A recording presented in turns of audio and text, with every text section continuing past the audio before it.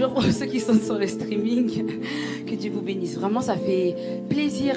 La salle est pleine. Il y a encore des gens qui arrivent. Soyez tous bénis. On est très contents de vous voir. On est très contents d'être avec vous. On peut vivre notre foi seul. Mais le Seigneur a permis qu'on puisse la vivre ensemble. De se réunir là aujourd'hui pour élever son nom. On va le louer avec des chants. Il y a plein de manières de louer le Seigneur. Hein. C'est pas dit que la louange, c'est les chants. Mais on va l'élever avec des chants. On va élever les yeux vers celui qui mérite, Seigneur, qu'on lève les yeux vers lui, tout simplement.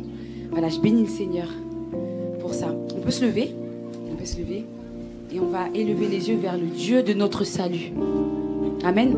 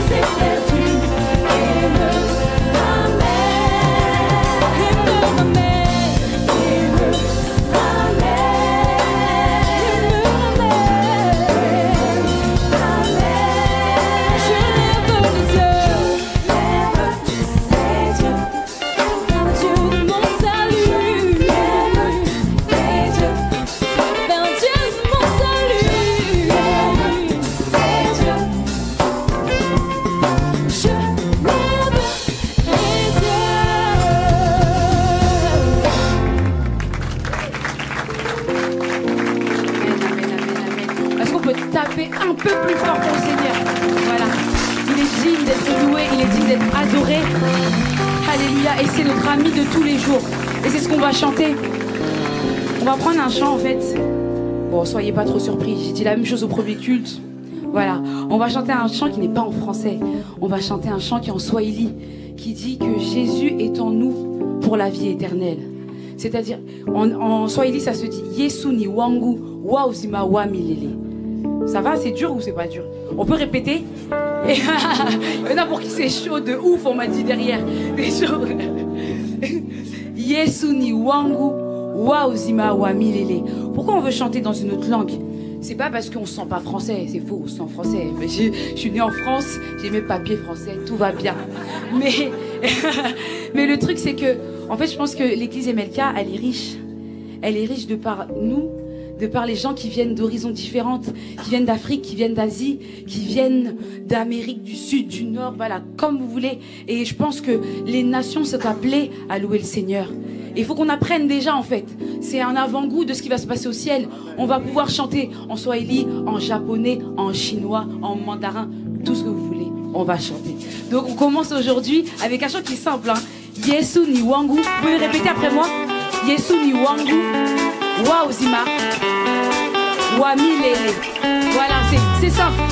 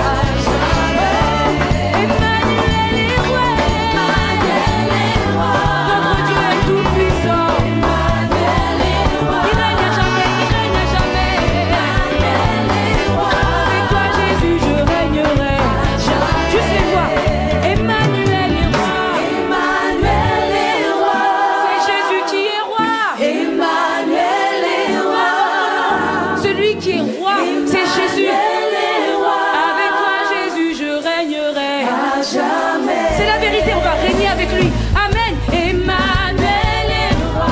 Emmanuel est roi. Emmanuel est roi. Emmanuel est roi. Emmanuel est roi. Avec toi, Jésus, je régnerai à jamais. Oh, une dernière fois. Emmanuel est roi. Emmanuel est roi. Emmanuel est roi.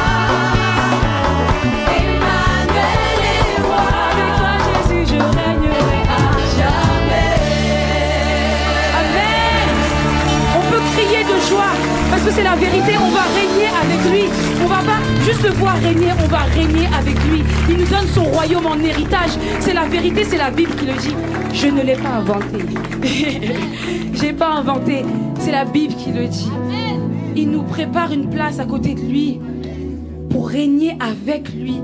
Est-ce que c'est un truc de fou? On va régner avec le roi de gloire, celui qui a créé la terre sur laquelle on marche. On va régner avec celui qui nous a donné le souffle de vie. C'est merveilleux. Je vais encore bénir le Seigneur. Est-ce qu'on peut l'applaudir encore? Merci Seigneur Jésus. Alléluia, tu es digne. Alléluia. Alléluia. Amen. Alléluia. Seigneur, on veut venir à toi parce qu'il n'y a aucun moyen d'arriver jusqu'au Père si ce n'est par toi Jésus. Tu as les paroles de la vie éternelle. C'est ça qu'on veut chanter, Seigneur. Te dire de tout notre cœur que tu es le seul Fils, le Christ, le Dieu vivant.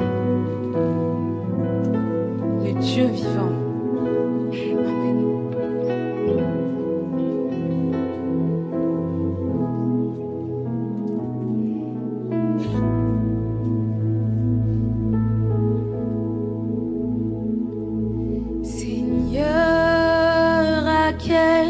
L'autre, irions-nous qu'à toi?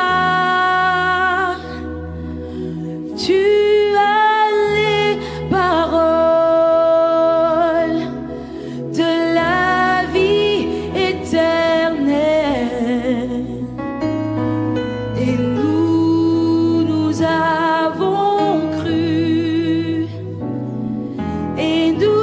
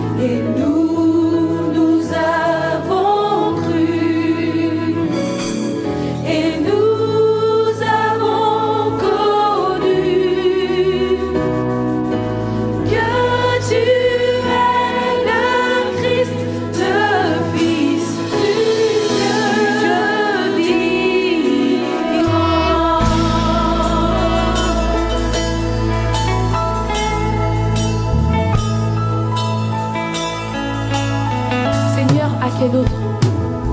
Seigneur, à quel autre irions-nous qu'à toi?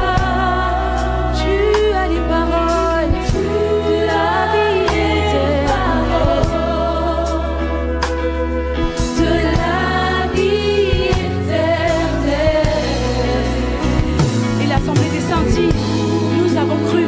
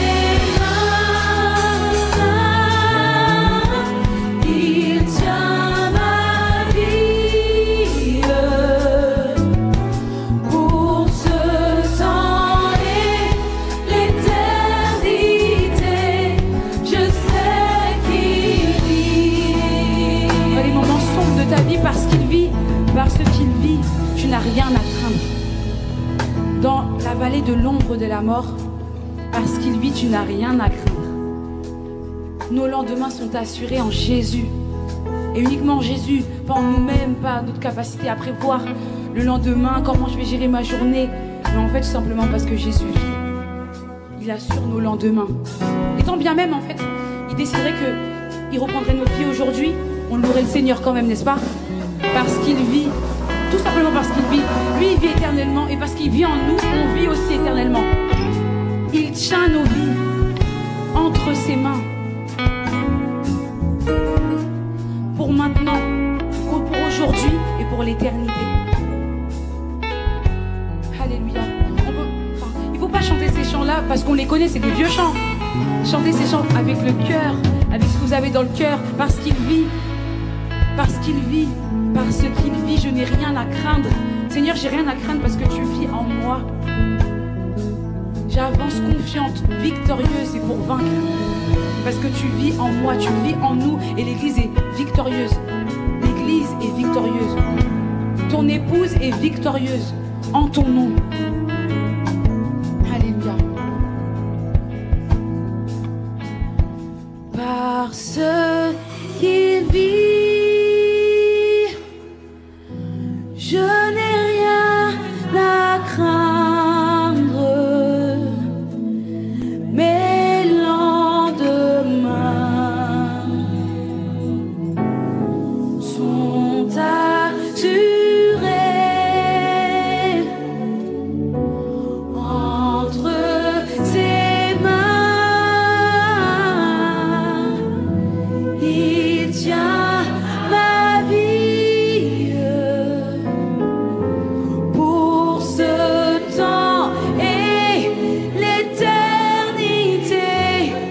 Je sais qu'il vit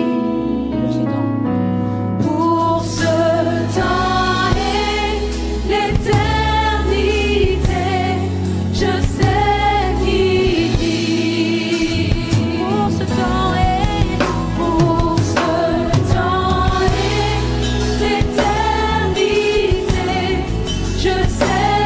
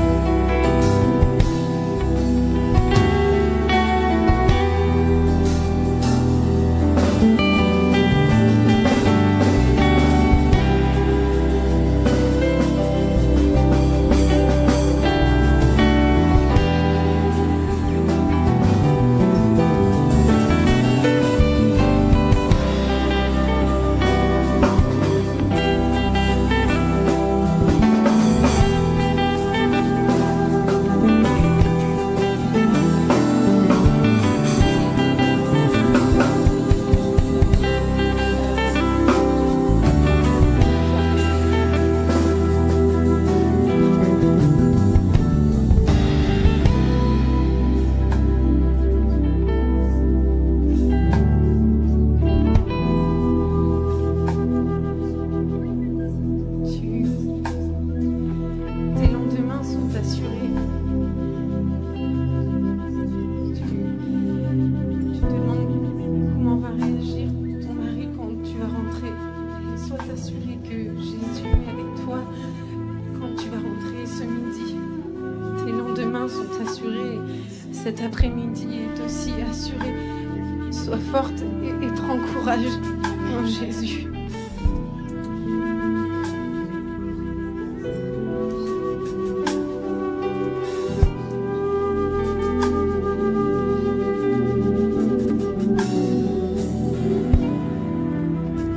De nos jours, on peut ne pas être sûr de grand-chose. Notre foi peut être ébranlée. C'est peut-être ton cas ce matin. Mais une chose est sûre, c'est que Jésus est vivant. Une chose est sûre, c'est qu'il s'est donné à toi. Il s'est sacrifié pour toi. Même la parole nous dit qu'il nous a aimés à l'extrême. C'est-à-dire que personne ne peut nous aimer comme lui nous aime. J'ai invité les personnes désignées pour la Sainte Seine à s'avancer, s'il vous plaît. On va chanter ce chant, cette fois-ci c'est en hébreu, qui vient du psaume 42, qui dit « Comme une biche soupire après des courants d'eau, ainsi mon âme soupire après toi, ô Seigneur. » Donc je vais chanter en hébreu et Sarah va en même temps traduire en français, on le chantera en français aussi.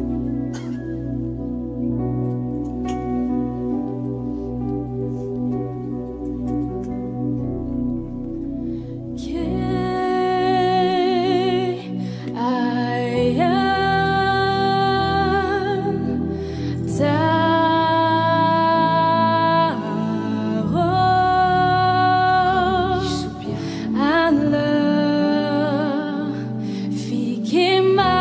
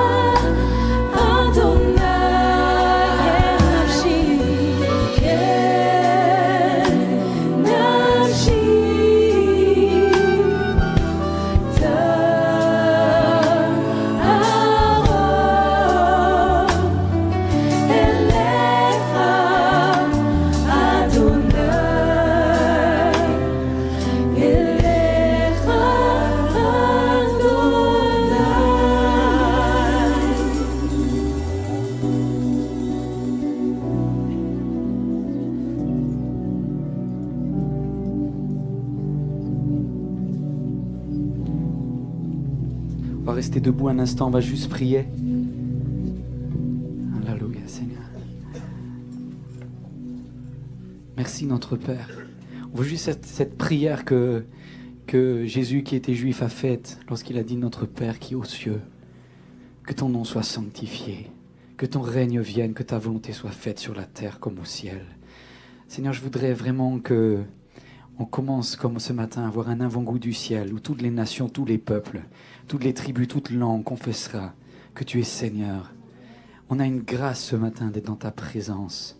On savoure ta présence comme une biche savoure l'eau qu'elle boit et on est vraiment bien dans ta présence. Merci de nous avoir donné cet accès incroyable à la source de la vie, Seigneur.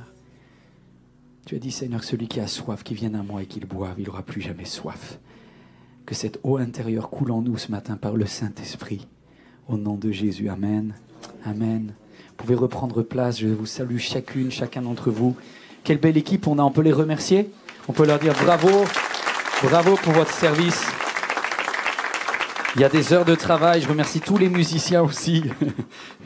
C'est un petit peu les hommes qui bossent au fourneau et les femmes qui chantent ici quand même. Le monde change, mes amis, le monde change. Comment vous allez?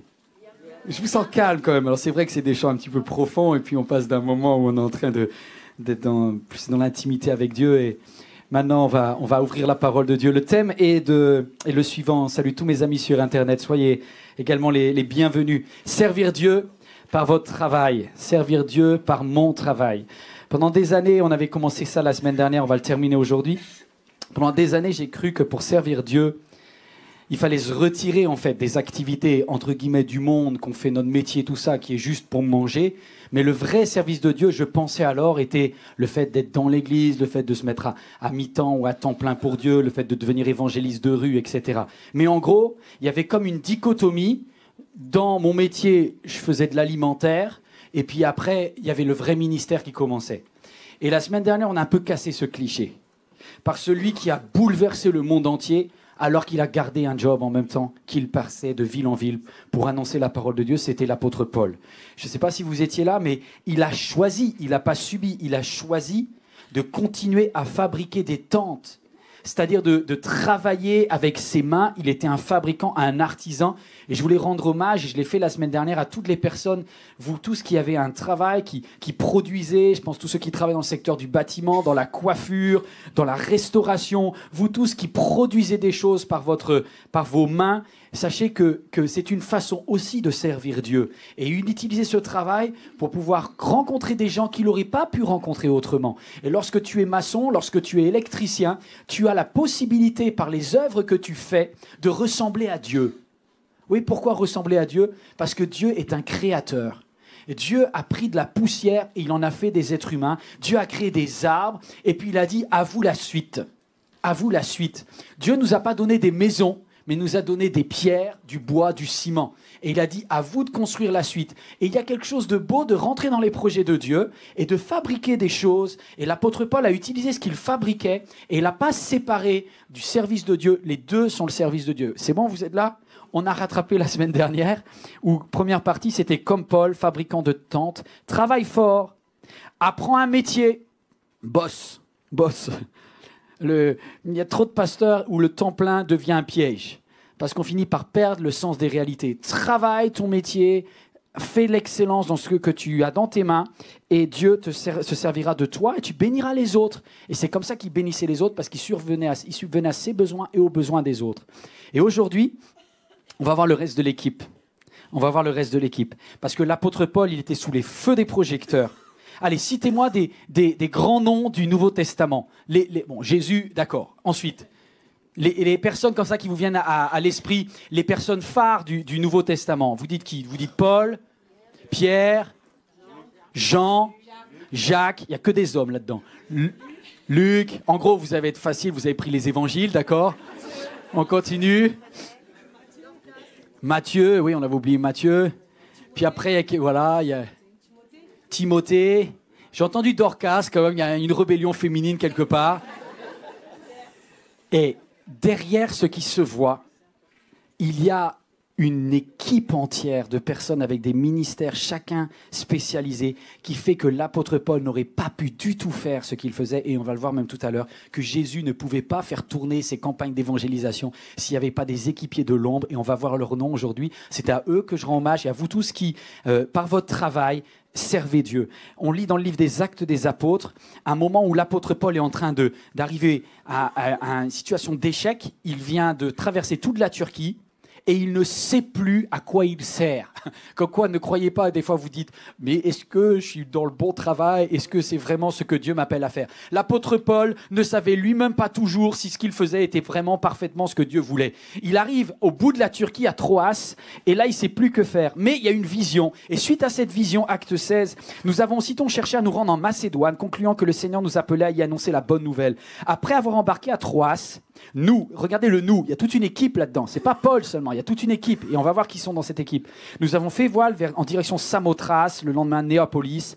Nous sommes allés à Philippe, qui est la première ville du district de Macédoine et une colonie. Et nous avons passé quelques jours dans la ville même. En fait, toute l'équipe de Paul, lui et tous ceux qui bossent, avec leur capacité à fabriquer des tentes, etc., ils arrivent, ils traversent de la Turquie vers la Grèce, le nord de la Grèce, la Macédoine, et là, ils s'installent dans la ville de Philippe. Sauf que là-bas, ils ne connaissent personne. Ils ne connaissent personne. Le jour du Shabbat, nous nous sommes rendus à l'extérieur de la ville, au bord d'une rivière où nous pensions trouver un lieu de prière. Pourquoi ? Parce que l'apôtre Paul avait l'habitude en priorité, lui est juif, il avait l'habitude de se réunir avec ses compatriotes qui étaient juifs et qui étaient des juifs expatriés, et il s'est dit, en général, les juifs, ils s'installent à l'extérieur de la ville, dans des endroits calmes. Donc ils ont cherché dans cette ville de Philippe, une colonie donc romaine, un endroit calme, un peu à l'extérieur de la ville. Et là, qui ils ont trouvé ? Eh bien, à l'extérieur de la ville, au bord d'une rivière, nous pensions trouver un lieu de prière. Nous nous sommes assis et nous avons parlé aux femmes qui étaient réunies. L'une d'elles s'appelait Lydie. Lydie. C'était une marchande de pourpre, originaire de la ville de Thyatire, qui craignait Dieu, et elle écoutait le Seigneur. Elle nous écoutait, et le Seigneur a ouvert son cœur pour qu'elle soit attentive à ce que disait Paul. Après avoir été baptisée avec sa famille, elle nous a invités en disant « Si vous me jugez fidèle au Seigneur, entrez dans ma maison et logez-y. » Et elle a fortement insisté pour que nous acceptions. Alors dans le « nous », il y a quelqu'un qui est extrêmement important. C'est un médecin, il s'appelle Luc, et on le verra tout à l'heure. Mais on commence avec cette seconde partie, servir Dieu par mon travail, Lydie, marchande, et Luc, médecin. Et je voudrais montrer que chaque métier qu'il y a dans le corps de Christ est très important. Luc, médecin, Lydie, marchande.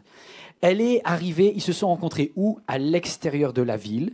À l'extérieur de la ville, c'est comme une rencontre. Vous imaginez l'apôtre Paul, il ne connaît personne dans la ville. Et là, il se dit, on va aller dans un lieu calme, où peut-être des gens prient, et on va partager notre foi comme ça. Il arrive et c'est un groupe de femmes qui sont réunies au bord d'une rivière. Et là, dans ce groupe de femmes, il y a une certaine Lydie. Lydie. Alors, cette partie, c'est Lydie utilise tes qualités de commerçante pour Dieu. Alors, elle a plein de qualités. On va voir ses qualités à cette jeune femme. D'abord, c'est une femme d'affaires et c'est une expat. Ça vous dit quelque chose, expat ? Qui c'est qui est né en métropole ? Est-ce que vous pouvez lever la main, vous tous qui êtes nés en métropole ? Tous ceux qui ne sont pas nés en métropole ici en France, levez la main. Ok, on est minoritaires ceux qui sont nés en... Il y a une majorité d'expats aujourd'hui ici dans la salle. Donc vous allez comprendre ce qu'a fait cette Lydie de Thyatire. Pourquoi elle est une expat ? Parce qu'elle vient de la ville de Thyatire en Turquie. Elle a quitté sa famille, tout son village et sa ville de Thyatire, et elle est partie dans un nouveau pays, en Macédoine. Pourquoi Thyatire ? Parce que Thyatire, c'est un carrefour commercial dans l'Orient. Et Thyatire est une ville réputée pour les tissus. Thyatire, c'était la capitale des teintures. C'était là où ils faisaient les plus belles couleurs. Ils arrivaient à trouver des teintes sur les vêtements de qualité. Et parmi les teintes top, en gros, le Hermès, le Dior, le summum du luxe à Thyatire, c'était le pourpre. Et donc, c'est une femme qui est riche. C'est une businesswoman qui a été capable, qui a une femme de caractère. Tout à l'heure, je disais, c'est une mama, quoi. C'est une femme qui en veut. Elle est guadeloupéenne, quoi. Pardon pour tout ça. Elle en veut, quoi. Et elle a un caractère, parce qu'il faut avoir un caractère pour tout quitter. Vous comprenez ce que je veux dire? Elle a quitté tout le monde et elle a dit, moi, mon business, je ne vais pas rester seulement dans la ville de Thyatire, il y a trop de concurrence là-bas. Je vais aller vendre mes toiles, mes tissus, et je vais faire de la qualité, et je vais arriver dans cette nouvelle colonie de Philippe, au nord de la Macédoine, et vas-y, qu'elle fait marcher le business. Et c'est pour ça qu'elle est au bord d'une rivière, parce que quand vous faites de la teinture, vous avez besoin de nettoyer vos teintes, etc. Donc, elle est au bord de la rivière ce jour-là et elle craint Dieu. Donc, une femme créative, une femme qui ose pendant des années. Je ne sais pas si c'est... Peut-être l'église est un peu jeune ici, vous n'êtes pas traîné dans le même type d'église que moi j'étais quand j'étais petit, mais dans beaucoup d'églises, aller à l'extérieur, c'était mauvais. En gros, souvent, quand on arrivait vers un pasteur en lui disant « Au fait, j'ai une opportunité de travail géniale dans une autre ville », c'était est-ce que tu es vraiment sûr, ma sœur, que Dieu t'a parlé? Et la présomption, c'est tu vas te planter, et l'exception, c'est peut-être que Dieu est avec toi. Mais en fait, il n'y a pas de présomption à avoir. Ça peut être bien, ça peut être pas bien. Mais Lydie, la question que tu dois te poser, c'est si tu vas changer de ville, pourquoi tu le fais? Si c'est que pour gagner plus d'argent, tu ne vas pas trouver le bonheur là-dedans. C'est bien de développer ton business, mais c'est est-ce que tu vas pouvoir utiliser ton business et tes compétences pour faire du bien autour. Si tes valeurs sont bien en place, tu peux bouger facilement. Et si tu as besoin d'être très très entouré, alors reste là où tu es. Mais la mobilité, là pour le coup, c'est essentiel. Arrêtons de critiquer ceux qui bougent. Voilà, vous tous les expats, vous avez du courage, vous avez quitté l'endroit où vous êtes nés, vous avez osé franchir probablement un océan. Que Dieu vous bénisse ici. Et nous, on est heureux ici, nous, à Philippe, en fait, de vous accueillir pour que vous puissiez faire le business que Dieu vous a mis à cœur. Et faites-le bien. Et faites-le bien. Et ce n'est pas un péché d'employer le mot business. Deuxième chose, c'est une femme qui a un excellent réseau relationnel. Et elle n'a pas peur de parler avec Paul. Vous savez, on est dans une société très machiste à l'époque, et parler comme ça avec un groupe d'hommes qui viennent de nulle part, elle est déjà croyante. Il est dit qu'elle craignait Dieu. Vous êtes là ou pas? Elle craignait Dieu. C'est-à-dire qu'elle avait une religion, probablement, elle avait entendu parler du judaïsme, elle était peut-être déjà un peu pratiquante, peut-être elle a eu peut-être d'origine juive elle-même, mais elle ne connaissait rien de Jésus. Et vous savez comment on appelait les personnes qui suivaient Jésus à l'époque? La secte. Quand l'apôtre Paul arrive, elle entend, oui, c'est quoi? Je vais vous présenter, il y a un juif qui est venu, il est né à Bethléem, il a porté la bonne nouvelle, les malades ont été guéris, les sourds entendaient, les boiteux marchaient, les pauvres entendaient parler de la bonne nouvelle, et puis il a donné sa vie sur la croix. Et quand elle entend ça, elle s'ouvre. Il y en a d'autres qui se ferment. Mais elle choisit de s'ouvrir parce que c'est une femme qui est ouverte dans la tête. Et je me dis, est-ce que moi, aujourd'hui, je suis encore prêt à apprendre des choses sur Dieu? Ou bien est-ce que je me dis, ma religion évangélique est parfaite, j'ai tout compris, tout compris. On a des choses à apprendre. Et quand tu vas te confronter avec les autres, tu vas encore apprendre des choses. Je vais apprendre des choses. Lorsque j'écoute des personnes qui viennent d'autres cultures, qui ont découvert d'autres choses de la Bible, je vais apprendre des choses sur Dieu. Parce que de mon petit point de vue, je ne connais pas tout sur Dieu. Et Lydie, il ne s'agit pas de faire un mélange de valeurs. Je ne suis pas en train de dire, on va faire un petit mélange d'une religion mondiale. Ce n'est pas du tout ce que je dis. Mais à titre personnel, il y a des choses que tu vas découvrir sur Dieu en parlant avec les autres. Elle ose parler, elle est ouverte, elle utilise son excellent réseau relationnel. C'était mon point, elle écoutait. Et puis, là, je vais passer un petit peu plus personnel, si vous voulez bien, ce matin. Quand j'ai lu ce texte, ça m'a quelque chose qui m'a interpellé. C'est peut-être un détail, ça ne va pas vous parler, mais il est dit qu'ils étaient à l'extérieur, en limite de la ville, au bord d'un point d'eau, au bord d'une rivière. Et j'ai pensé, merci le portable, et j'ai pensé à ce qui se passe lorsque on a fait le projet de MLK. Je suis désolé, si vous pouvez couper les portables, ça va, sinon ça va continuer à biper. À MLK, quand on a lancé le projet de MLK Dream, c'est pas nous qui avons choisi le lieu. C'est le maire. Vous savez que c'était le maire de Créteil. Et puis il a dit, je trouve que ça serait super que vous soyez au bord du lac, dans un endroit au calme, en périphérie de la ville. Et je me suis dit, mais en fait, je rêve que ce lieu, ça soit comme le lieu dans lequel l'apôtre Paul a trouvé Lydie. Pas un lieu saint, c'est pas les arbres qui sont saints. Là où était l'apôtre Paul n'a pas construit une église. Il n'a pas rencontré Lydie dans une synagogue. Il a rencontré Lydie dans un bel endroit. Juste un bel endroit. Et ce qui a fait la force de cette rencontre, c'est que c'était des personnes ouvertes qui avaient envie d'apprendre sur Dieu.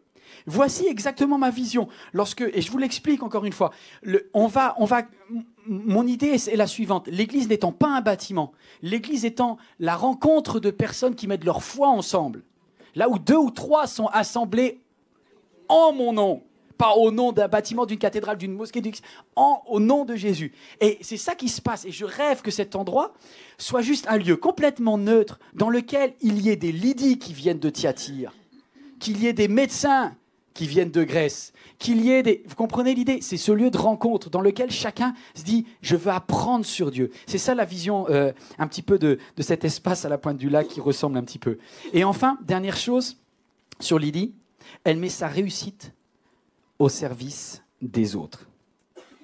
Voilà pourquoi cette femme, elle était extraordinaire, parce que dès qu'elle a entendu que l'apôtre Paul et tous les hommes étaient en galère au niveau du logement, elle s'est dit, moi je suis riche, j'ai bien réussi dans la vie, vous savez ce que je vais faire? Je vais mettre, elle devait avoir une superbe villa, hein, la représentante de Dior dans la capitale de la Macédoine, elle a ce qu'il faut. Et elle se dit, écoutez, on va vous faire de la place et installez-vous. Et au lieu de dire, ah, c'est ma maison, je vais contrôler tout, elle dit, je libère les dons que Dieu m'a donnés pour les autres. Elle va utiliser son côté, sa réussite pour les autres. Est-ce que tu peux afficher l'image de qu'est-ce qui va se passer à l'intérieur de ce que la fondation du protestantisme va construire? Voilà, écoutez bien. Le ministère, il n'y a pas que leader de louange, pasteur, évangéliste, il y a beaucoup plus que ça. Et mon rêve, c'est de créer une pépinière pour tous ceux qui ont envie de servir Dieu, quel que soit leur don et leur travail.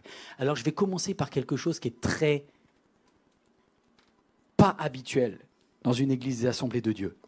Dieu développe corps, âme et esprit. Or, on a beaucoup utilisé le texte de l'apôtre Paul qui disait « L'exercice physique est utile à peu de choses ». Et ça permet de dire l'important, il n'y a que le reste qui compte. Mais non, oui, le premier, c'est l'esprit. Ensuite, c'est l'âme, nos sentiments. Et après, le sport. Mais c'est quand même aussi important. Moi, je rêve qu'il y ait des chrétiens qui soient des coachs sportifs. Parce que je trouve que c'est une belle façon de témoigner. Qui, en ce début d'année, a pris un abonnement à un club de fitness, mais qui ne l'a jamais dit à l'église? C'est très bien, ok. L'intention était belle. Ma femme avait pris un abonnement à un club de fitness il y a 2-3 ans. Et elle est arrivée en disant « Ouais, j'ai pris Fitness Center 29,90 par mois, etc. » Je lui ai dit « Tu vas y aller 2 fois. » Elle a dû y aller 4 ou 5 fois. Mais vous savez, le problème dans un truc de sport, la motivation, elle est bonne au départ. Mais les gens ne se parlent pas. Les gens ne communiquent pas. Ils mettent leurs écouteurs. Ils mettent l'MP3, et ils sont tous en train de courir, là. Mais moi, je rêve qu'il y ait un coach chrétien qui leur dise « Waouh, attends, prends soin de ta santé, fais ce... Ah non, tu ne devrais pas faire ce geste-là, fais attention, tu vas avoir une tendinite. Au contraire, là, tu travailles. » Et imaginez la personne qui fait du sport. Qu'elle soit musulmane, qu'elle soit juive, qu'elle soit athée, qu'elle soit chrétienne, elle fait du sport. Mais si après... Vous voyez, on a des chrétiens qui sont devenus des champions de sport. Eh bien, ça sera des exemples. Ils vont pouvoir nous aider à mieux nous comporter. Et ils pourront, par leur relationnel, faire du bien. Voilà ce que Dieu veut, c'est qu'il y ait, et j'ai découvert qu'il y en a quelques-uns. Donc, si tu as à cœur de faire du sport, fais-le à fond et fais-le pour Dieu. On va avoir une crèche. C'est-à-dire quoi, une crèche? Et on ne va pas arriver, au nom de Jésus, l'enfant, je proclame sur sa vie. Et cool. Cool, on va respecter chacun. Et je crois que les actes et la façon dont tu vas prendre soin de cette petite fille, de ce petit garçon, si tu as à cœur de bosser dans la petite enfance, fais-le à fond et fais-le pour Dieu. Et ce lieu, ça sera juste une pépinière parce que, quelque part, des fois, on a du mal à afficher notre foi quand on est hyper minoritaire. Ça vous est déjà arrivé? Quand vous êtes dans un endroit hyper minoritaire, il y a la chef qui vous dit « pas le droit, laïcité, machin, t'as pas le droit de parler de Dieu. » Là, on est un petit peu quand même dans une pépinière... protestante. Donc on aura un peu plus de liberté. On respectera les autres, mais on aura plus de liberté. Et ça, je trouve que c'est super. Un café, c'est cool, un café. On n'est pas là, on ne va pas prier pour les tasses de café. Quoique, si vous voulez, mais ça ne va pas... Mais par contre, avec votre sourire, vous savez qu'il y a des gens qui vont être en pleine période de divorce, de dépression, de grande souffrance, qui vont arriver un jour, qui vont s'installer et qui vont dire « Tiens, il y a un café ici, ouais, je vais juste me prendre un soda. » Elle va s'installer au comptoir. Et si toi, tu es rempli de l'esprit, tu vas peut-être lui faire du bien, lui donner une petite parole. Oui, on peut être quelqu'un qui bosse dans un café et faire du bien. Si vous voyez votre métier non pas comme quelque chose de simplement alimentaire pour vivre, mais comme une façon de servir Dieu, vous aurez beaucoup plus de forme demain matin pour aller au travail. Sauf que vous ne savez pas qui vous allez rencontrer. L'apôtre Paul ne savait pas que Lydie cherchait Dieu. Il ne la connaissait pas. Mais ce jour-là, l'apôtre Paul est allé près de cette rivière et il y avait une femme que Dieu avait déjà travaillée avant qu'il arrive. Oh, disons la vérité. Des fois, on a beau faire des super explications de Dieu, la personne, il n'y a rien qui rentre. Et puis, une fois qu'on est fatigué de mauvaise humeur, on s'est mal exprimé, on a bafouillé, tout d'un coup, la personne te dit « Parle-moi plus de Jésus ». Parce que tout ne dépend pas de toi, il dépend de la recherche personnelle de cette femme, de cet homme avec Dieu. Et si tu vas au travail demain, je ne sais pas, tu es aide-soignante, je ne sais pas si tu travailles comme un taxi, si tu vas au travail, tu dis « Seigneur, donne-moi de ne pas rater celui ou celle qui te cherche aujourd'hui et que je vais juste télescoper de façon divine. » Et si c'est ça, tu vas voir ton travail comme une méga opportunité de joie et de croissance pour l'évangile. Je continue sur Business is Mission. Beaucoup ont dit, le business, c'est le business, l'église, c'est l'église. Mais pourtant, Jésus nous dit, on ne met pas une lampe planquée sous un seau. On la met pour qu'elle brille et qu'elle soit vue. Et pendant des années, on a séparé le business, le fait de faire du commerce. Je sais pas, il y a des commerçants ici, il y a des gens qui ont un très bon relationnel. Utilisez votre relationnel. C'est possible de mettre juste la slide d'avant. Business as mission. Certains missionnaires américains, au début, ils ont voulu aller en Corée du Nord, ils ont voulu aller dans des pays fermés, et ils ont commencé en disant « Voilà, je vous présente l'évangile ». En 3 jours, ils étaient expulsés. Pourquoi ils sont expulsés en 3 jours? Parce que c'est frontal, parce que c'est de l'évangélisation agressive. Et certains se sont dit, non, on va voir business as mission. Le business comme une façon de faire la mission que Dieu nous a donnée. Et c'est pour ça qu'il y a eu des chefs d'entreprise qui ont commencé à se dire, on va développer des programmes là-bas. Moi, je suis très heureux d'un des amis pasteurs qui a travaillé au Laos. La première chose qu'il a faite, il ne pouvait pas aller... le Laos est un pays fermé, tu ne peux pas partager ta foi. Mais qu'est-ce qu'il a dit? On va créer des toilettes dans les villages. Et ils ont créé une compagnie qui fabrique des toilettes sèches capables d'être dans tous les villages du Laos. Et bien ça, c'est spirituel. Et on ne le voit pas en fait, mais c'est très très important. Business as mission, mais même plus que ça. Pour certains, le fait d'avoir un commerce, c'est ta façon de servir le Seigneur. Par l'argent que tu produis, par les choses que tu développes, tu sers le Seigneur. Regardez, est-ce que vous connaissez Suzanne dans la Bible? Regardez ici, regardez pas l'écran, c'est trop facile. Qui connaît Suzanne dans la Bible? C'est grâce à elle que vous êtes là. Qui connaît Jeanne dans la Bible? C'est grâce à elle que vous êtes là. Parce que Jésus, pendant 3 ans, il allait de ville en ville. Et vous savez, Judas, qui gérait les cordons de la bourse, d'accord? Qui c'est qui la remplissait? C'était pas Judas, hein? Judas, lui, tranquille, il encaissait l'échec. Mais qui c'est qui aidait? Qui c'est qui subventionnait? Qui c'est qui finançait? Pourquoi cette femme de Naïm a eu son fils guéri? Pourquoi Bartimée a recouvré la vue? Pourquoi Lazare a été ressuscité? Parce qu'il y avait des femmes, lisez dans Luc 3, et c'est Luc, un médecin, il a bien noté lui, parce qu'il sait que c'était très crucial. Jeanne, la femme de Chouza, administrateur d'Hérode, Suzanne et plusieurs autres, elles assistaient Jésus et ses disciples avec leurs biens. En fait, il y avait des femmes qui étaient dans le business, dans l'administration. Qu'est-ce qu'elles faisaient? Elles disaient, on va utiliser notre argent pour que des valeurs, pour que des guérisons, pour que des vies soient transformées. Et en fait, elles ont financé la campagne de Jésus. Donc leur travail, leur business, c'est devenu la mission que Dieu leur a donnée. Et au ciel, vous avez intérêt de dire merci à Suzanne. Parce que franchement, elle a donné pour vous. Elle a donné pour vous. Elle a donné pour que vous ayez accès à ce Jésus-là. Suzanne, elle n'a pas seulement demandé « Seigneur Jésus, une petite guérison, s'il te plaît ». Elle s'est dit « Ma vie est transformée, je veux investir dans des choses qui valent la peine. Et je vais utiliser ma position, et je vais utiliser mon business, et je vais utiliser mon réseau pour Dieu. » Wouh! Moi, je trouve que c'est bien quand même. Ces capacités sont des outils au service des autres. Alors, quand il est rentré dans la maison, je pense que l'apôtre Paul, il a dû bien dormir ce soir-là. Parce que c'était fini l'hôtel miteux de la ville de Philippe. Ils se sont dit, qu'est-ce que je suis bien. On s'installe, les gars, dans la villa de Madame Lydie. Les pasteurs, ils sont un peu schizo des fois. Ils critiquent à fond les businessmen. Et puis après, ils disent, Seigneur, donnez plus, les gens. Ah oui, mais tu leur as tous dit d'avoir un job qui était pourri. Tu leur as empêché toutes les opportunités de croissance. Et après, tu mets la pression pour qu'ils puissent donner. Mais non, je veux dire, il faut que vous soyez libérés pour pouvoir être généreux aussi. Et je trouve que c'est un équilibre incroyable. Et là, je ne parle pas de moi, parce que moi, je ne vais rien y gagner à titre personnel. Mais votre travail va impacter des vies derrière. Et votre réussite, vous savez, cette maison, elle ne l'a pas achetée en un jour. Hein. Enfin, si, peut-être, mais en tout cas, c'est le cumul de toutes ces ventes de tissus pendant des années et des années. Et en fait, clac, c'est au service de Dieu. Allez, il faut que j'avance. Est-ce qu'il y en a qui bossent dans le médical ici? Qui c'est qui travaille auprès de personnes, enfin, qui travaille de près ou de loin pour un patient, pour des patients? Est-ce que vous pouvez lever la main? Je crois qu'il y en a beaucoup là. Ah, c'est des petites mains là. Levez vraiment là. J'ai envie de voir.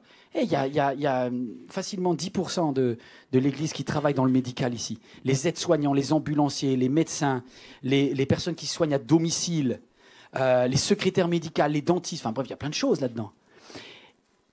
Votre travail médical est aussi une façon de servir Dieu, à condition que dans votre tête, vous réalisiez, comme Luc, que Dieu veut utiliser vos dons. Luc, médecin, il utilise ses capacités de médecin pour Dieu. Alors que nous étions, regardez ce qui va se passer, alors qu'ils sont en train de dormir chez Lydie, le lendemain, l'apôtre Paul va aller prêcher dans la rue quelques instants après avoir fait des tentes. Et il va se passer un problème. Vous savez c'est quoi le problème? C'est qu'il va rencontrer une esclave qui est possédée par un esprit de python. Ça vous rappelle quelque chose? Et cette femme va crier dans la rue à Philippe, « Oui, 2 hommes de Dieu !» Et c'est Paul et Silas. « Sont venus parmi nous, écoutez-les !» Et l'apôtre Paul, il en a marre, parce qu'il sait que cette jeune fille-là, cette esclave, elle est manipulée par des maîtres corrompus qui veulent tirer des profits de son esprit de divination. Vous connaissez ce passage? Alors du coup, l'apôtre Paul, au bout d'un moment, il en a marre, il craque, il doit être fatigué, et il dit « Tais-toi, esprit, sors de cette jeune fille !» Et cette jeune fille est délivrée. Mais du coup, elle ne voit plus rien. Donc, conclusion, elle ne peut plus dire l'avenir. Et du coup, les maîtres, ils sont dégoûtés. Alors, ils essayent de remonter la ville de Philippe contre l'apôtre Paul et contre Silas. Et effectivement, ils obtiennent, en manigançant, que l'apôtre Paul et Silas soient jetés en prison. Vous connaissez ce passage? Et vous savez ce qui va se passer la nuit? Comment Dieu va utiliser les catastrophes qui tombent sur la tête pour bénir beaucoup de monde. C'est ce qui va se passer. Ils sont la nuit, ils vont pas dormir chez Lydie ce soir-là. Ils vont dormir dans une prison crasseuse. Ils ont des fers aux pieds. Ils sont bloqués. Et alors qu'ils sont dans la prison et qu'ils doivent certainement regretter le bon lit moelleux qui était chez Madame Lydie, ils commencent quand même à louer Dieu. Et ils louent Dieu en prison et ça commence à trembler. Vous connaissez le passage? Et là, le geôlier, les portes, ils s'ouvrent, c'est la panique et tout ça. Et le geôlier veut se suicider. Et l'apôtre Paul, en fait, était là pour lui. Et pour toute la famille du geôlier. Le geôlier se convertit, c'est génial. Et alléluia, il s'est fait tabasser. Quand vous faites tabasser, qu'est-ce qui se passe après? Même si l'histoire finit bien, le lendemain, vous avez des courbatures, hein, mes amis. Hein. Il y a des plaies. Hein. Il n'a pas été guéri ce jour-là. Hein. Par contre, dans l'équipe de Paul, il y avait un médecin. Sauf que ça, on ne le voit pas. On a tendance toujours à spiritualiser, mais il y avait une équipe médicale à disposition dans l'équipe de Paul. Pourquoi Paul a pris un médecin? Parce qu'un médecin, c'est quelqu'un qui a fait des études, qui a des connaissances, des savoirs, des savoir-faire, des savoir-être pour nous aider à aller mieux physiquement. Et l'apôtre Paul, il est remis d'aplomb, il est en forme et il repart par la grâce de Dieu et par les compétences de Luc. Et les deux vont ensemble. Moi, ça me fait penser à certains. C'est pour ça il est dit dans Colossiens, il appelle Luc, le médecin bien-aimé, vous salue. On a tous besoin d'un médecin, vous êtes d'accord avec ça? On a tous besoin d'un médecin. Et Luc connaît les bons gestes qui soignent. C'est bon pour le corps de l'apôtre Paul. C'est un petit peu plus loin. Les bons gestes qui soignent, bon pour le corps. Et Luc, il rassure et c'est bon pour le moral. Parce que je me rends compte que si jamais j'ai un médecin à disposition, ça me rend plus fort. Pas vous? Comme on sait qu'on pourra compter sur un médecin en cas de problème, eh ben, l'équipe, elle est plus solide. Je dis merci à quelqu'un que peut-être vous ne connaissez pas. Vous le connaissez, celui-là, vous le connaissez. L'évangéliste Franck Alexandre. Ça vous dit quelque chose ou pas?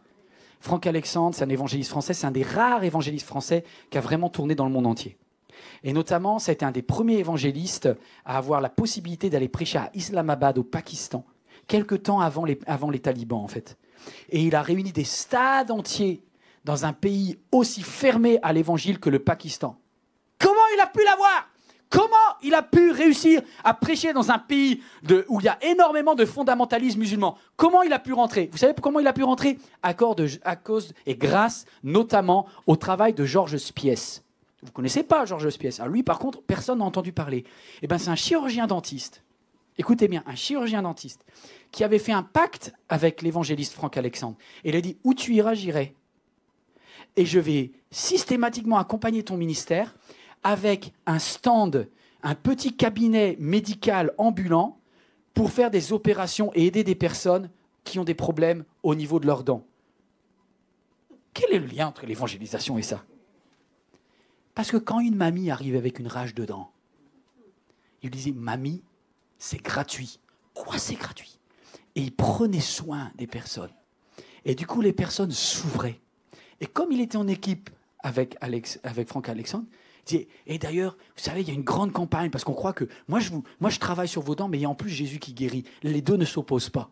Ah bon? Il faut venir demain soir au stade. Vous comprenez l'idée? On ne peut pas avoir l'un sans l'autre. C'est faux de séparer les deux.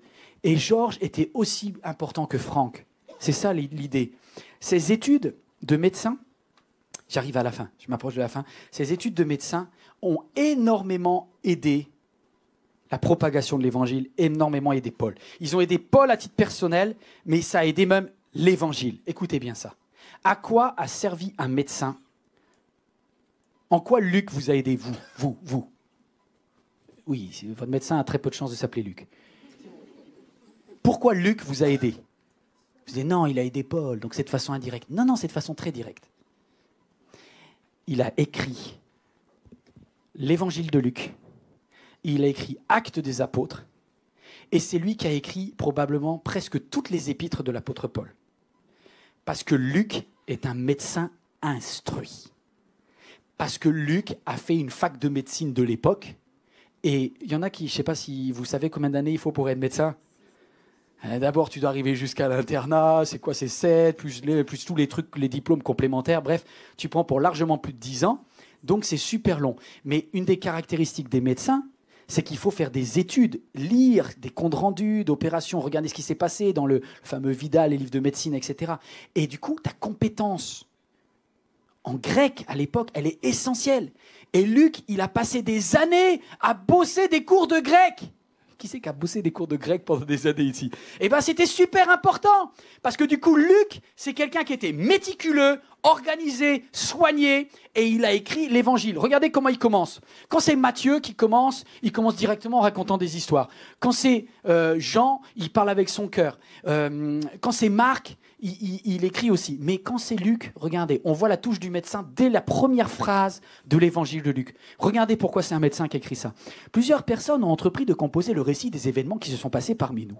D'après les rapports, tout de suite médical, le gars, il fait des rapports, rapports, patient numéro. D'après les rapports de ceux qui ont été les témoins oculaires depuis le début et qui sont devenus les serviteurs de la parole de Dieu, j'ai donc décidé à mon tour de m'informer soigneusement sur tout ce qui est arrivé depuis le commencement et de t'exposer par écrit. Mais oui, parce qu'il y a plein de tchatcheurs parmi les pasteurs. Et ils ne pensaient pas écrire.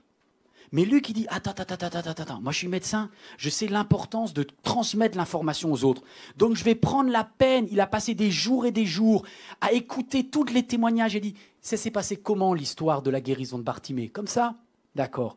Le numéro 2, là, le deuxième témoin, comment ça s'est passé? Raconte-moi l'histoire de Bartimée, je vais voir si ça match entre les deux, et on va mettre très précisément ce qui s'est passé.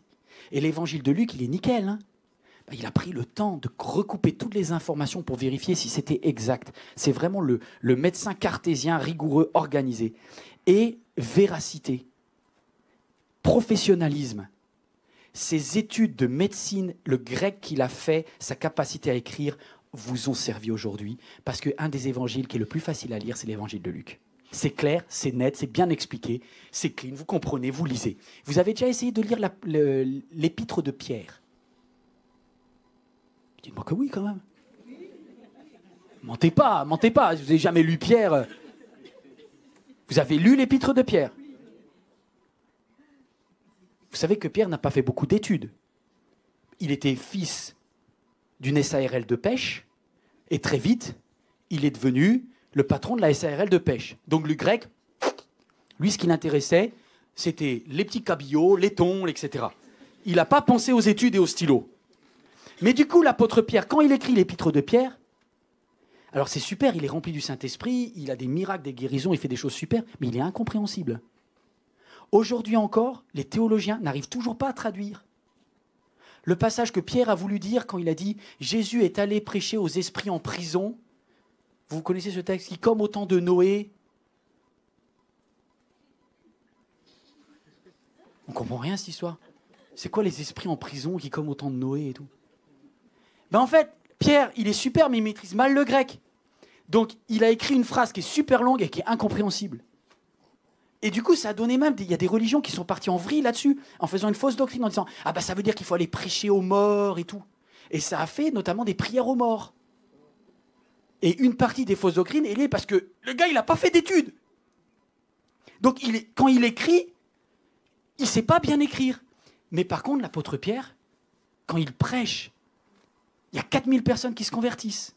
Et il y a le Saint-Esprit qui descend. Et c'est le feu! Luc, c'est peut-être pas un super orateur. Mais par contre, il écrit bien la Bible. Chacun complète l'autre. Il faut des intellos dans cette église. Et il faut des champions de SARL de pêche, des orateurs. Prenez les dons que vous avez et poussez-les au maximum pour le Seigneur. Ne le faites pas pour votre gloire, mais si vous le poussez pour Dieu, vous allez être géniaux. Et c'est ça que Dieu veut faire. Vive les médecins. Il y a peut-être des jeunes ici. Là, je voudrais juste encourager ceux qui sont en train de faire des études. Faites le maximum d'études que vous pouvez. Mais ne le faites pas pour devenir quelqu'un. Faites des études pour faire du bien aux autres. Poussez les études au maximum pour que vos études servent un jour à servir Dieu.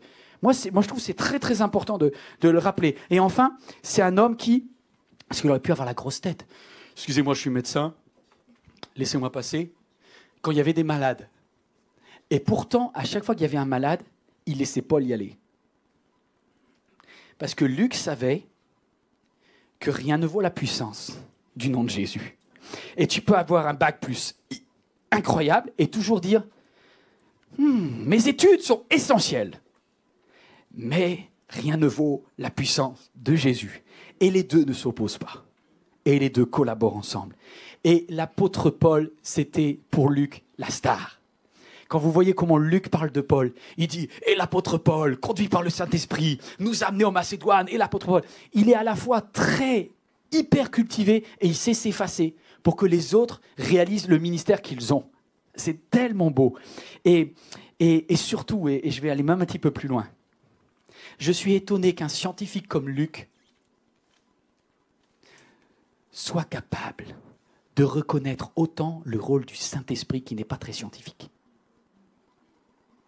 On peut avoir fait un bac S, faire une maths sup, maths spé et comprendre qu'il n'y a rien de plus puissant que une visitation du Saint-Esprit. Et vous savez quel est le livre que Luc a écrit? Il a écrit le livre faussement intitulé par les hommes Actes des Apôtres. Mais quand tu lis le livre des Actes des Apôtres, il commence en disant « Le jour de la Pentecôte, ils étaient réunis dans une chambre et le feu est descendu sur eux. Et ils commencèrent tous à parler en langue. Et le médecin, il a pris un coup de chaud là. Parce que le médecin, il croit au surnaturel de Dieu. Et quand un médecin croit au surnaturel de Dieu, non seulement c'est un beau médecin, mais en plus il reconnaît la gloire de Dieu. Boum, ça c'est extraordinaire. Et son livre, c'est pas le livre des Actes des Apôtres qu'il a écrit, c'est le livre des Actes du Saint-Esprit. Personne n'a parlé mieux du surnaturel que le médecin rationnel. Parce que vous savez pourquoi ? Il était crédible. Parce que moi, si j'ai un illuminé, alors rien contre les artistes, les artistes c'est très important aussi, mais s'il y a un illuminé bizarre, qui a des idées bizarres, et qui me parle du surnaturel de Dieu, je me dis... Mais si j'ai un médecin rationnel qui me dit, j'étais là, et il s'est passé ça, eh bien je le crois.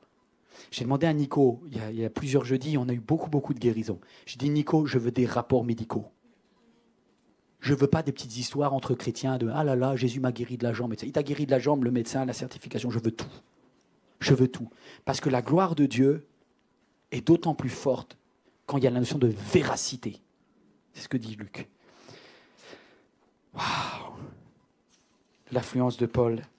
Saint-Esprit, je veux que tu m'influences dans mes valeurs, je veux que tu m'influences dans mes pensées, je veux que tu m'influences dans mes décisions, je veux que tu m'influences. Est-ce que tu es d'accord que le Saint-Esprit t'influence? On va se quitter. Et j'ai demandé aux musiciens de venir là. On va se quitter. Et je voudrais vous dire, il y a quelque chose dans le corps médical, et je remercie tous ceux qui travaillent au service des patients. C'est... Comment vous dire ? Chez Luc, il y a une qualité humaine. Ce n'est pas seulement des savoirs et des savoir-faire. Il y a un savoir-être chez Luc. Regardez ce que dit l'apôtre Paul. Luc est fidèle, c'est mon dernier point. Luc est fidèle, un homme fidèle pour servir les autres. Luc est fidèle parce qu'il va être là dans l'ombre, dans tout ce qui ne va pas. Est-ce qu'il y en a qui ont été malades cette semaine? Il y en a qui ont été malades cette semaine? C'est énervant, hein? Parce que du coup, tout votre planning, il est changé. Quand vous êtes malade, vous aviez fait tout un planning, tout tombe. Et l'apôtre Paul, son planning a souvent été changé par sa maladie. Et bien à ce moment-là, vous savez, ça, on n'en parle pas. On n'en parle pas. Mais heureusement que, vous savez, la face cachée des réussites, c'est souvent beaucoup de problèmes dans la vie privée. Vous pouvez avoir des situations où apparemment tout va bien, mais derrière, en backstage, derrière le rideau, il y a des attaques. Et l'apôtre Paul écrit aux Galates, il dit, vous vous en souvenez, n'est-ce pas? C'est une maladie qui m'a donné l'occasion de vous annoncer l'évangile pour la première fois. Vous auriez pu être tenté de me mépriser ou de me repousser à cause de mon infirmité. Mais vous ne l'avez pas fait, au contraire. Vous m'avez accueilli comme si j'avais été un ange de Dieu, ou même Jésus-Christ en personne. Qu'est devenu votre bonheur alors? Car je l'atteste, si la chose avait été possible, vous vous seriez arraché les yeux pour me les donner. Je pense que l'apôtre Paul devait avoir un vrai problème là. Une infirmité qui devait faire de lui, je ne sais pas si c'était aux yeux, si c'était purulent, s'il avait un problème. Mais Luc était là dans tous les moments difficiles de l'apôtre Paul. Et ça, vous ne le voyez pas, parce que l'apôtre Paul a pu continuer son service aussi, parce qu'il y avait un Luc qui prenait soin de lui quand tous les autres ne le savaient pas. On se dit, oh ben l'apôtre Paul c'est génial, il est protégé par Dieu, il arrive, il est tabassé, mais il se remet debout, il fait naufrage, mais il continue à traverser. L'apôtre Paul, c'est un héros. Ouais, mais le héros, il avait des moments extrêmement durs en privé. Vous ne le savez pas, on n'était pas là. Mais Luc, il y était, lui. Et c'est pour ça qu'à la fin de sa vie, l'apôtre Paul écrit en disant à Timothée, qui est un petit peu son junior, celui à qui va passer le flambeau, il lui dit « Efforce-toi de venir me rejoindre dès que possible. » Et c'est un papy en prison qui prie. Et il dit « Car Démas m'a abandonné. Il a aimé le monde présent et il est parti pour Thessalonique. Crescence, lui, il est parti en Galatie. Tite, en Dalmatie. Seul Luc. 3 fois on entend parler de Luc dans la Bible. La première fois, c'est mon médecin bien-aimé. La deuxième fois, c'est mon collaborateur. Et la troisième fois, c'est Luc est encore avec moi. Seul Luc est resté avec moi. Et moi, je remercie vous tous qui êtes dans le médical parce qu'il y a quelque chose qui est pénible pour vous. C'est la notion d'astreinte. Quand vous travaillez dans le médical, le malheur ne prend pas de rendez-vous. Et vous êtes forcément souvent dérangé, appelé, invité à des moments où vous n'êtes pas forcément vous-même en forme, mais il faut aller prendre soin de quelqu'un. Je ne sais pas s'il y a des mamans qui ont des enfants malades, d'une maladie chronique. Waouh, c'est un appel que vous faites, c'est un ministère, c'est beau ce que vous faites pour Dieu. Et on veut prier pour vous tous qui êtes dans le corps médical. Est-ce que je pourrais demander à tous ceux qui travaillent de près ou de loin avec des malades de se lever. Est-ce que vous pouvez vous lever? Vous tous qui êtes proches des malades, ou qui soit malades dans votre famille, soit vous êtes médecin, infirmière, aide-soignant, ambulancier, brancardier. Vous pouvez juste vous lever. On va prier pour vous. Je voudrais que l'Église prie pour vous, qu'on reconnaisse votre ministère. Levez-vous, soyez pas timide. Vous qui êtes devant, on va prier pour vous. Levez-vous et on va juste passer du temps à dire Seigneur, on va prier pour que vous tous qui avez un travail qui vous demande énormément de fidélité, vous puissiez être renouvelés dans vos forces. Vous êtes d'accord? Vous tous qui avez eu besoin d'un médecin et qui êtes restés assises, je vous demande de faire la plus belle prière de votre vie pour tous ceux qui vous soignent. Est-ce qu'on peut bénir nos soignants? Qu'on peut bénir nos soignants? J'entends pas de amen. Est-ce que vous voulez vraiment prier pour vos soignants? Je crois qu'ils ont reçu de Dieu un ministère spécial qui leur demande des forces. On veut juste prier pour elle, prier pour lui, d'accord? Seigneur notre Père, c'est toi qui nous as donné un corps, une âme et un esprit. Mais merci pour notre corps et je te prie pour le ministère que tu as donné à ces hommes et ces femmes qui sont debout en cet instant. Seigneur, que leurs mains, non seulement soient des mains qui bénissent par leurs compétences, mais des mains qui bénissent parce que le Saint-Esprit passe au travers d'elles. Je crois que Dieu est celui qui veut te qualifier maintenant cet instant. Non pas seulement humainement, oui, mais en plus avec une assistance du Saint-Esprit. Que lorsque tu vas voir un patient demain, il y ait quelqu'un à l'intérieur de toi qui soit capable de donner des paroles de connaissance, des paroles de sagesse, peut-être même un moment de guérison. Seigneur, on ne veut pas séparer l'humain du spirituel, tout est de toi. Renouvelle les forces de chaque femme, chaque homme qui est debout et qui est fatigué en cet instant. Ce sont nos soignants et leur ministère vient de toi. Et leur ministère vient de toi. Et leur ministère vient de toi. Vous savez ce qu'on va faire? Vous pouvez regarder, lever les yeux. Est-ce que je pourrais demander à vous qui êtes soignants de... Ah ben il y a un homme en plus, je suis content d'avoir Romain. De prier pour nous qui sommes assis. Parce que vous voyez, tiens, viens ici un peu Romain. T'inquiète pas, il n'y a pas trop de stress. Je sais que c'est du live, mais viens avec moi. Tu travailles dans quoi? Dans la restauration hospitalière. Je suis gestionnaire en restauration hospitalière. Je veux qu'à chaque fois que tu sais un repas, tu fasses du bien à chaque patient. Et c'est galère, parce que la restauration hospitalière, elle n'a pas bonne réputation.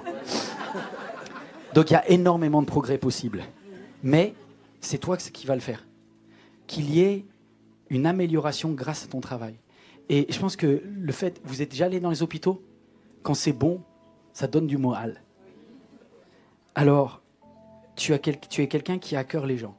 Donc tu vas prier pour nous aussi. Et je pense que vous tous qui êtes debout, priez pour nous. C'est pas... Tout à l'heure, on a prié pour vous, mais je veux que vous puissiez prier pour nous, parce qu'on fait partie de la même famille. Est-ce que tu peux prier pour que Dieu prenne soin de notre santé à nous? Toi qui as à cœur les gens et leur santé, prie pour nous et notre santé. D'accord? Seigneur mon Dieu, je te remets, Seigneur, cette famille, Seigneur, de l'église MLK, Seigneur mon Dieu. Je te le remets entre tes mains, Seigneur. Seigneur, tu es à l'origine de toutes choses, Seigneur mon Dieu. C'est toi qui nous as créés, Seigneur mon Dieu. Et je remets vraiment la santé de chacun, Seigneur. De près et de loin, Seigneur. Leur famille, entre tes mains, Seigneur. Veuille vraiment les renouveler, Seigneur. Veuille vraiment les assister, Seigneur. Et je te prie vraiment de pouvoir être là chaque jour, Seigneur mon Dieu. Seigneur, tu sais que la santé, c'est vraiment essentiel pour nous. Et je te demande vraiment de la préserver, Seigneur. Aide-nous, Seigneur, à être sages et tout simplement Seigneur, à être en bonne santé, tout simplement. Dans le nom de Jésus, je t'ai prié, Seigneur mon Dieu. Amen. Amen. Merci. Et je crois vraiment, merci Romain. Priez pour la santé de vos patients. Priez pour la santé de vos patients. Je crois que personne n'est plus amené à demander le don de guérison que quelqu'un qui est médecin. Je crois qu'une infirmière, si tu es infirmière, prie pour que par tes mains, il y ait des miracles.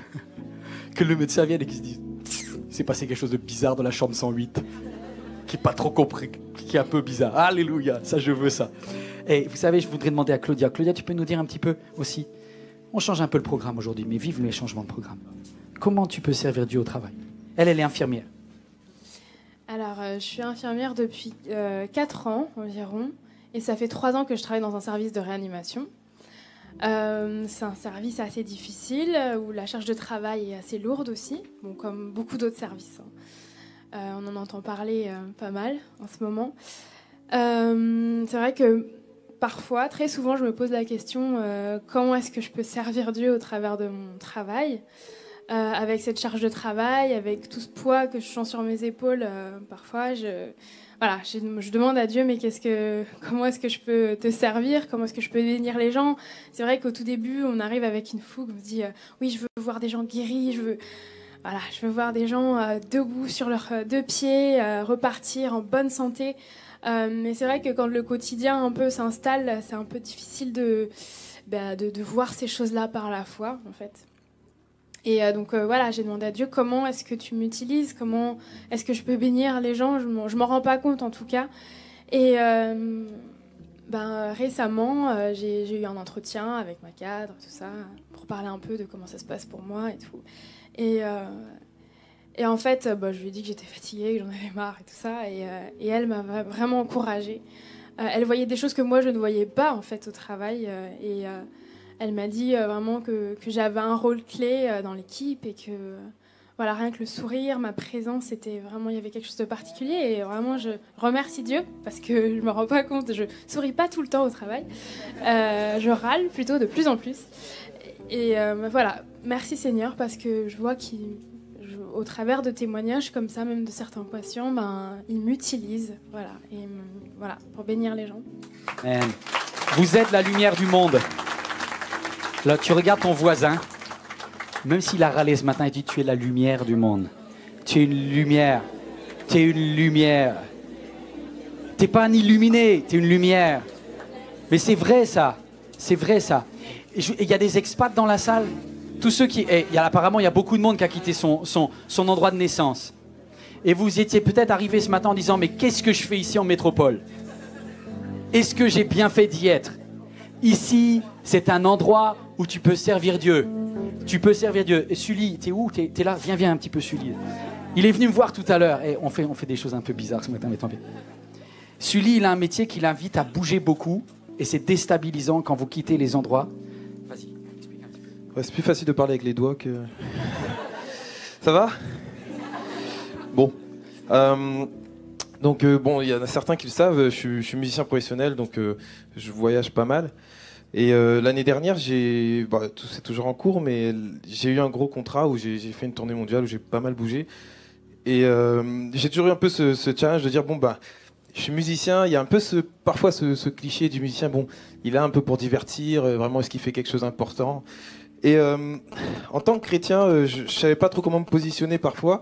Il faut savoir qui on est avant d'aller là-bas. Quand vous voyagez, vous allez dans des contextes où les gens parlent pas forcément le même langage que vous. Il faut y aller armé et pas y aller démuni.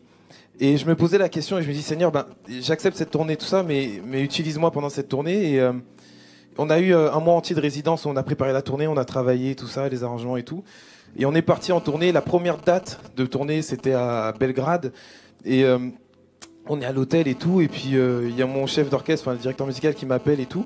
On discute un peu de tout et de rien. Et puis, à un moment donné, je parle avec lui et tout. Et puis, il commence à ouvrir son cœur. Et puis, on discute dans sa chambre d'hôtel et tout. Et puis, vraiment, j'ai dit, vas-y, je vais lui proposer si ça le tente. On verra bien.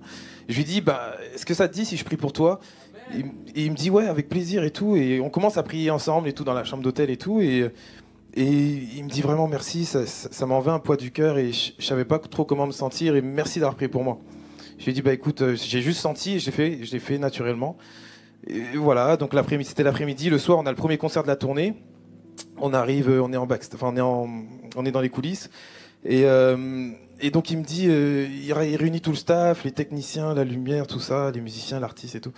Et il me dit, Sully, est-ce que ça te dirait de prier pour nous?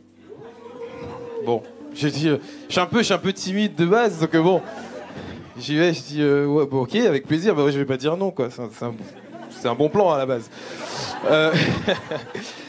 Et j'y vais, et donc je prie pour l'équipe, je prie pour que tout se passe bien, que je peux pas forcément utiliser les mêmes mots que je suis quand je suis en terrain conquis, parce qu'ici c'est la maison, donc je peux parler facilement. Je dis Saint-Esprit, descends parmi nous et compagnie. Bref, donc du coup ça je peux pas le faire quand je suis en tournée comme ça, les gens vont pas forcément comprendre, il faut prendre le temps d'expliquer tout ça. Donc du coup j'adapte mon langage, je prie quand même pour que ça fasse du bien aux gens, qu'il y ait de l'amour. Ils comprennent pas forcément de quel amour je parle. mais qu'il y ait l'amour dans le cœur des gens, qu'on puisse apporter quelque chose. Et donc depuis ce concert, on a dû faire une quarantaine de pays, on est allé en Australie, Nouvelle-Zélande, États-Unis et tout. Et en fait, chaque concert, on a dû en faire 80, on a prié dans tous les concerts. C'est-à-dire que les concerts peuvent commencer 5 minutes en retard, mais on a toujours prié. Donc voilà. Voilà comment un groupe s'est mis à prier parce qu'il y avait un chrétien dedans. C'est dingue, quoi. Vous imaginez un petit peu ? On peut pas se préparer à ça. Il y a plein de choses que tu vas devoir faire sur le moment, t'as pas le temps de réfléchir. Est-ce que tu veux prier ? Ok, on y va. Vous êtes la lumière du monde. La planquez pas, vivez-la, assumez-la, soyez sages et brillez. Et brillez. Que Dieu vous fasse briller. Manifeste ta présence. On va se lever tous ensemble, on va terminer ce culte comme ça. On manifeste ta présence, Seigneur. Remplis-nous de ta puissance. Fais-nous voir ta sainteté. Parce qu'on va prendre soin de nos valeurs et les gens vont voir qu'à l'intérieur, il y a de la pureté, il y a de la droiture, il y a des choses qui sont belles et qui viennent de Dieu.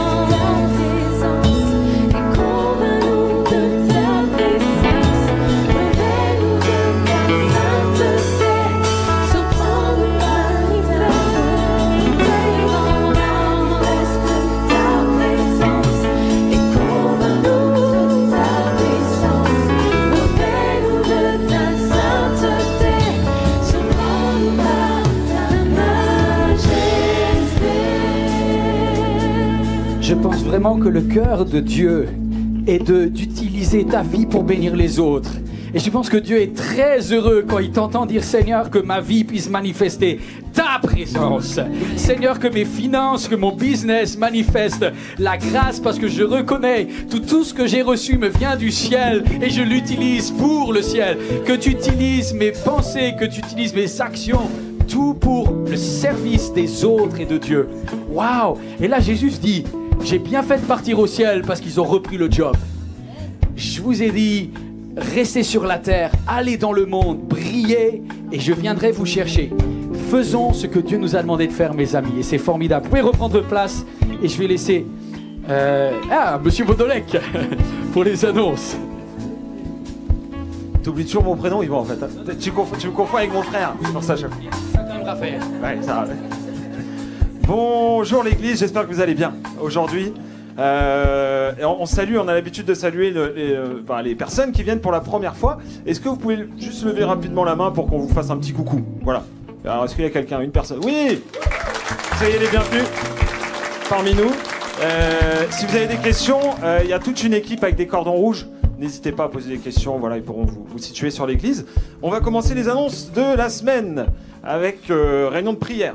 Le mardi pour les femmes à 14h et à 19h, en fait, voilà, c'est une réunion de prière ouverte à tous. Voilà, pour mardi. Alors notez les femmes dans l'agenda, dans votre agenda si vous en avez un.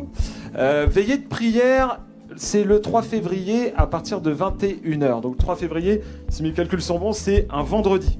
Voilà, donc vendredi soir à 21h, vous êtes les bienvenus les femmes pour passer toute une nuit, alors je ne sais pas combien d'heures ça va durer, de prière. Les jeudis vitaminés à 20h. Anciennement, c'était vide l'esprit. J'allais dire pour les spécialistes de la foi, faut peut-être pas exagérer, c'était pour les personnes baptisées, voilà. Aujourd'hui, c'est ouvert à tous. Donc, vous êtes tous les bienvenus à 20h avec le slogan « Même fatigué, repartez fortifié ». Si ça, c'est pas magnifique. Voilà, donc à 20h, venez nombreux ce jeudi.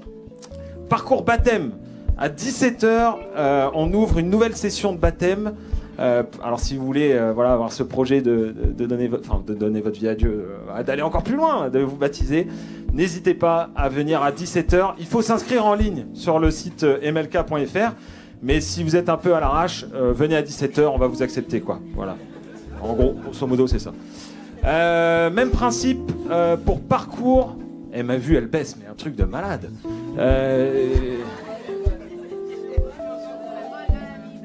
Et oui, bah voilà, vous le dites mieux que moi. Et en fait, on va faire des synthèses de la Bible. Et ce mois de février, ça va être sur Matthieu. Donc on va approfondir voilà, le livre de Matthieu. On va rentrer en détail. Alors voilà, c'est le 5 et 11 février, c'est ça, hein, à 11h. Voilà, donc vous êtes bienvenus. C'est MLK2, c'est en face. Voilà. Coedio, le 29-01, c'est la semaine prochaine. Alors j'ai eu des infos. Je sais pas si vous connaissez le jeu, moi je connaissais pas, je me suis un peu renseigné. Apparemment c'est un mélange de Fort Boyard et d'un jeu enquête ou je sais pas, de labyrinthe, faut sortir avec des indices, c'est génial. C'est vraiment un concept, c'est assez parisien je crois, il n'y a pas ça dans ma Bretagne je vais vous dire. Mais bon, c'est ouvert à tous les hommes, venez nombreux. C'est à 11h, c'est une vingtaine d'euros. Ça vaut le coup, et puis même pour se connaître entre frères, j'allais dire et sœurs, non, je ne serais pas là, mais entre frères, voilà, vous êtes vraiment les bienvenus. Et puis vous pouvez venir au culte de 9h et partir, on va essayer d'être spirituel. 9h, vous êtes les bienvenus les hommes, et à 11h, on pourra partir faire le jeu Coedio. Voilà. Et oui, soirée d'initiation salsa. Il n'y a qu'à Créteil qu'on propose des activités comme ça. Mais je vais vous dire, c'est pas cher payé. Participation de 15 € pour apprendre à danser, franchement c'est pas si cher que ça. Si vous en avez bien besoin. Il y a tellement peu de soleil en ce moment, je vois les palmiers, les responsables ils ont craqué quoi. Ils ont dit allez, soirée salsa. Non mais vous êtes les bienvenus pour approfondir. 25-39 ans, ouais, groupe After. Vous êtes les bienvenus si vous voulez apprendre, voilà c'est de la technique, hein, voilà, pour avoir des bases. Voilà, ça restera spirituel, ça restera spirituel. Et puis un nouveau groupe de connexion à Montgeron. Je fais des cours de géographie, là. C'est en dessous Valenton, je crois, hein, c'est ça, Montgeron, voilà. Donc, allez sur Internet si vous voulez vous rejoindre un groupe Connexion pour savoir le lieu qui est le plus proche de chez vous. Voilà. Et il fallait que ça tombe sur moi, ça. Pas de restauration. Je vais me faire aimer. Mais la semaine prochaine, on reviendra plus fort avec des meilleurs plats. Voilà, c'est ce que je peux vous dire, hein, par la foi. Suivez-nous sur les réseaux sociaux. J'arrive pas à lire d'ici, donc suivez-nous sur les réseaux sociaux. Voilà. Bonne journée. On va faire une collecte pour des lentilles de contact. On a définitivement besoin de médecins et particulièrement des ophtalmos, des oculistes. Hyper important comme métier. Ça évitera certains d'improviser et d'être en souffrance. On va se lever et on va servir Dieu avec nos dons financiers. Que tout ce que l'on fait, ça soit utile pour l'œuvre de Dieu. On n'investit pas pour des bâtiments, on investit pour des vies qui sont transformées dans une église, qui sont transformées en dehors de l'église. On peut se lever ensemble? Allez, on va célébrer Dieu par nos offrandes, par nos dîmes, ce qu'on apporte au Seigneur. Pour vous qui êtes sur Internet, vous pouvez également nous soutenir sur l'église en tapant sur le site églisemlk.fr. Vous pouvez faire des dons en ligne. Et merci pour votre soutien, on veut bien l'utiliser, on veut que ça soit bien investi. Alors là, c'est le dernier chant. Le dernier des derniers. Bon, pour ceux qui vont rentrer chez eux, bien sûr. On va prendre Yesu Niwangu encore une fois. Ça vous va ou pas? Ah, j'ai pas bien entendu. Est-ce que ça vous va? Yesu Niwangu Wauzima Wamilele. On va rentrer avec une parole qui dit Jésus est en moi pour la vie éternelle. On peut rentrer avec ça à la maison, non?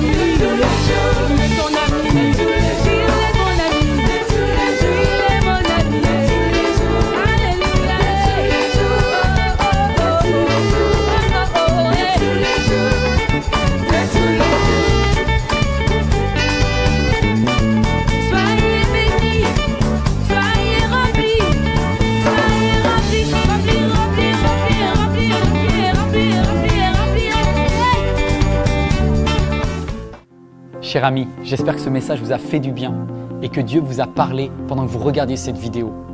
Vous avez décidé de vous approcher de lui, n'hésitez pas à aller plus loin. En tout cas, si vous passez en région parisienne, vous êtes le bienvenu ici à MLK à l'un de nos 5 cultes.